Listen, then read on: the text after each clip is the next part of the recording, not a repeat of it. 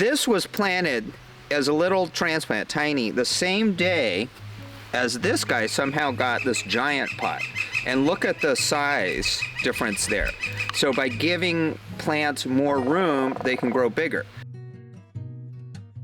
What I wanted to talk about today is just quickly run down what you can plant now. So in my greenhouse, I have this as an example, these wooden trays that I built out of scrap wood. And there's a video in our soil block video that we'll link. And these are 25.5 inches long and 13 inches wide. And what I love with that is that they perfectly fit these 3-inch pots. And this is what I'll plant muskmelons, cantaloupes, honeydews. I'll put 2 or 3 seeds in each one of these. I'll plant watermelons in these, gourds, and also the long seasoned winter squash, which for us is the Cucurbita machata varieties like butternut or those related ones. There's one called Kajiju or honey nut that are popular right now. The other types of winter squash like the delicatas, pumpkins, you can just direct seed those unless you really want to get a jump start, and in which case you need to give them enough room. So I find these 3-inch pots, here's what one looks like empty, are perfect. And these wooden trays, that it's light enough where I can, they have some weight to it, but it's not overly heavy if you overdo it. Things like summer squash and cucumbers, you can start in smaller pots or direct seed, but the beauty of getting a jump start on things is that you just have plants that you're putting in that are more likely to resist insects, slugs, birds, other things that want to damage them versus a little baby seedling coming up from the ground that a bird might rip out before you ever notice. So I also wanted to do, if you're like me, my greenhouse space is kind of at a premium this time of year. I'm waiting for that last frost date and it's filling up. So being efficient with the size pots or trays that I use is really important. And also I don't like to have to pot up things into bigger pots unless I have to. It's best to choose the right size pot for the plant that you want to do. So before I launch into what you can plant this time of year, I wanted to just discuss that because it's good to consider what are you planting into. So I have a few examples. These pots, they're called McAuliffe pots, of what I've used for tomatoes. See how they're open at the bottom so the roots kind of stop growing. And what I like about them, so this tomato is planted from seed March 2nd on a heat mat in the greenhouse. And it's a very healthy, it would love to go in the ground right now, but it's too cold. So it's got to wait. So it probably has about another month of fertility in here. And if it looks a little yellow, I will fertilize it with a liquid fertilizer with some fish emulsion and kelp. But these, it allows a lot of rooting depth, but doesn't take up as much table space. So I like those for tomatoes. That's pretty much all I use those for. Like I mentioned, I'm using the 3-inch pots for, melons and watermelon and stuff. This is a 4-inch pot, just to give you a comparative thing. I find that 4-inch is a bit overkill. It uses a lot of soil and takes up a lot more room.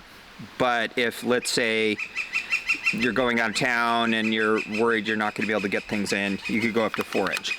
I use this as an example. So this is, these typical 6-packs. And sometimes when I have extra plants, more than what I need is I'll pot up some stuff. So this is red Russian kale. I put in a 6-pack or so I can give away to a friend or something. So this was planted as a little transplant, tiny, the same day as this guy somehow got this giant pot. And look at the size difference there. So by giving plants more room, they can grow bigger. This one's fine, but you can see if I rotate it around, its roots have used up all that space. It's probably going to be fine. These will go in the ground in the next week or so. And I don't know why this guy got in that big one, but it's a good example to see. So I'm going to set these aside and talk about pots a little bit more. So, here's 4-inch, 3-inch. These are these 2-inch, so it's 2 inches by 2 inches by, I think that's 3.5. These guys are 2.5 inches. I love these for peppers. They're the perfect size. Peppers don't grow as fast as a tomato. You can see this is basically half the volume as my tomato pots, but peppers and eggplants grow much more slowly. I find this is perfect. Alternately, these guys, these little 2" by 2" by 2.5 inch, if you can find these pots are so good. I've had many of them for 25 years or more, and they just, I'm sorry, they're 2 1/4 by 3 1/4. And they stack nicely. I use these for all kind of things. So like broccoli, cauliflower, cabbage, Brussels sprouts, both spring and fall. You can grow peppers and eggplants in these. You can even do cucumbers and summer squash in them. You just need to get them in the ground quick. Some gardening advice will say that you cannot transplant the cucurbit family members, which would include summer squash, zucchini, melons, watermelons, and winter squash in gourds, but that's not true. What you have to do, I'll use this as an example. So imagine this is a summer squash plant. They don't like their roots being disturbed. So instead of like ripping the plant out to transplant it, I take it, I flip it over, I give it a little squeeze, it slides out nicely, I make a hole, and then I gently put it in up to the layer of the soil. And while I have this one out, check out how its roots are totally utilizing all that space. Plants want to grow, so make sure you're giving them the right size thing to grow in. So you can totally transplant them, you just have to be careful. And while I'm on the subject of the cucurbits, they're very susceptible to attack from cucumber beetles. We have both striped and spotted variants. The spotted one looks like a little yellow-green ladybug kind of creature, but they're not ladybugs. They suck the juice out of your cucumbers and squash. I've been breeding for varieties that are resistant to that, but if your garden is in a newer state, you might have to use row covers, floating row covers. And pretty much all the market farmers I know, they'll plant their cucurbits and then roll out those row covers, weight it down with sandbags, and wait till the plants are about the size of a dinner plate before they remove them. Because by the time the plant's that big, it can withstand some predation. So, without further ado, what can you plant May 1st? So, as I mentioned before, all your melons, muskmelons, cantaloupes, honeydews, watermelon. And on the note of cucumber beetles, they don't attack watermelons for some reason. They're just different enough, so you don't have to worry about those guys.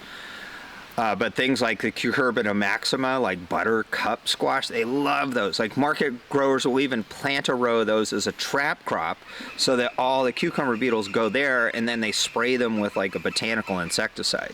So, little trick from the pros.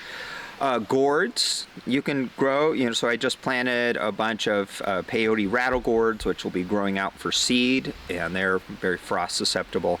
Cucumbers, as I mentioned, if you want to get a jump start on the season, or you could just wait and direct seed. I'm talking about all of these you're planting inside, in a greenhouse or in a sunny window.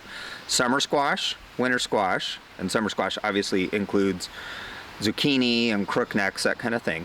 All these things that I just mentioned all want about 70-degree temperatures to germinate. So you have to think about, back to your thermometer, if it's getting down in the low 40s at night and maybe in the greenhouse it's getting up to 90 degrees, what's the average? Because the soil will kind of harmonize with that. So you need some warmth. If you're worried about not having those temperatures, let's say where you're growing is in your laundry room under LED grow lights, and it's not a warm space, you might want to use heat mats for these things to get them to germinate. It's also a good time to plant more basil. Basils are very susceptible to a variety of foliar diseases, powdery mildew, that kind of thing. So having successive waves that you planted last month, now, and maybe even a late planting, ensures that you have really nice, healthy, tender ones. Same with cilantro, because it bolts. So you could start some cilantro inside, you could also start outside. Basil needs warm temperatures to germinate. It's also a good time to plant sunflowers. If you want to get a jump start on having them in your garden, start them in pots. Whether it's like this, or they would do really well in something like this. Put 2 seeds per cell. You can always thin down to 1 if both of them come up. And outside, it's time to plant potatoes. I usually do it around May 1st. They are somewhat frost sensitive. They're really closely related to tomatoes and peppers, but they're a little hardier. I know some people around here, they have a little tradition. They'll plant potatoes on St. Patrick's Day.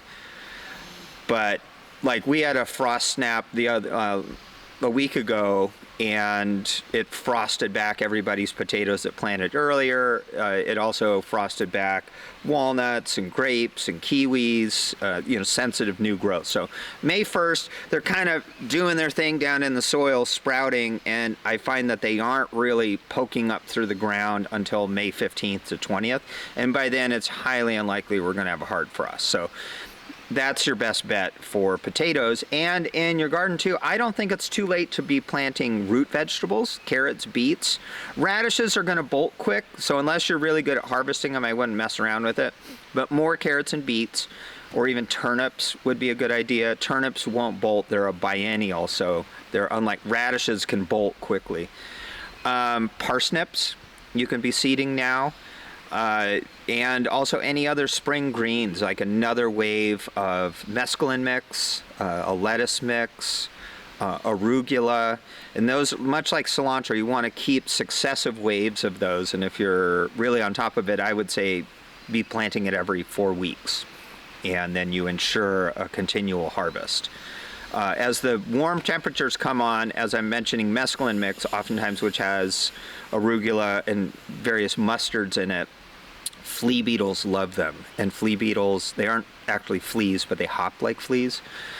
When the hot weather comes on, they love those brassica crops. So all the market growers cover things with row covers, or they use sticky traps to deal with flea beetles. Otherwise, you're going to have a whole bunch of holes in your leaves, which is fine, but if you want higher quality stuff, protecting it is valuable.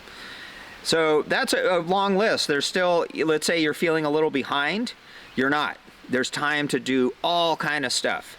And what I haven't mentioned yet is corn. It's too early to plant corn outside, but if you're really dedicated, one trick I've done is I'll fill a mason jar, like a quart mason jar, with some sweet corn, let it soak overnight, and then I rinse it twice a day like you're growing sprouts. Wait till it has a little sprout, and then prepare your soil, have nice furrows, and put it in, and it generally works. If you get a hard frost, you might lose some of it, but if it works out, you get early sweet corn. Another trick is you can do sweet corn in soil blocks, and we have another video about that. Again, lots of people say don't transplant sweet corn, but all the market farmers I know do, because it's a way to get a jump start on the season, and then you also get nice spacing.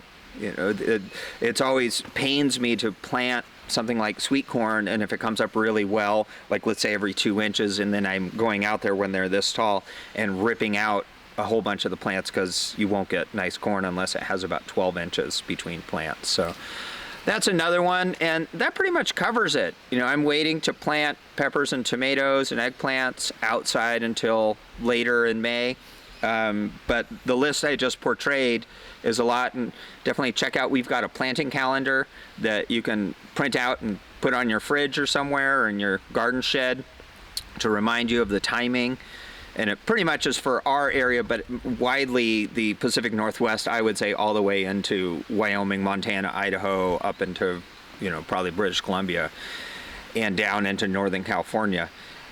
We also have amazing germination charts my coworker Taryn created, that go through how deep to plant seeds, what temperature they need, and other particulars. So you can print those out. They're available as PDFs on our homepage. You just scroll to the bottom and click there, but also put it in the video description, and you can go there, because it's impossible to remember all this stuff, all the little details, and it's really helpful to have those as reference guides, which is why we created them. So thanks so much for watching our video. Share it with your friends, and follow us for more good tips. Keep on growing.